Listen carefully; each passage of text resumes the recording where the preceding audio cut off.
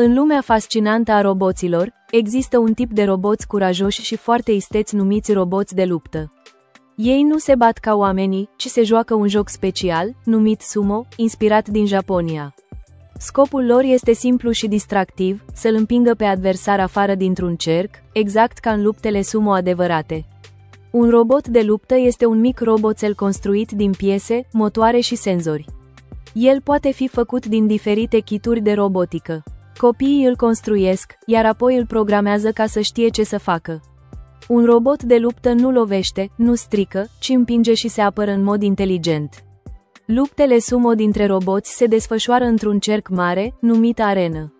Doi roboți intră în arenă, iar la semnalul de start, fiecare pornește automat. Ei se mișcă, se rotesc, se caută și încearcă să se împingă unul pe altul. Câștigătorul este robotul care reușește să-și împingă adversarul în afara cercului. Roboții sumo sunt inspirați din sportul tradițional japonez, unde luptătorii se împing pentru a-l scoate pe celălalt din ring. Cei mai buni roboți folosesc senzori de distanță ca să detecteze inamicul și roți puternice pentru a avea mai multă forță. În unele competiții, roboții sunt colorați, au lumini, sunete sau chiar nume haioase, precum Fulgerul albastru sau Mini Samurai. Construind un sumobot, copiii învață o mulțime de lucruri importante. Ei descoperă cum să gândească logic, cum să programeze și cum să lucreze în echipă.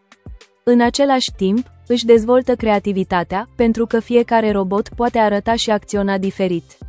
Dar, mai presus de toate, copiii se distrează și se simt mândri atunci când robotul lor intră curajos în luptă.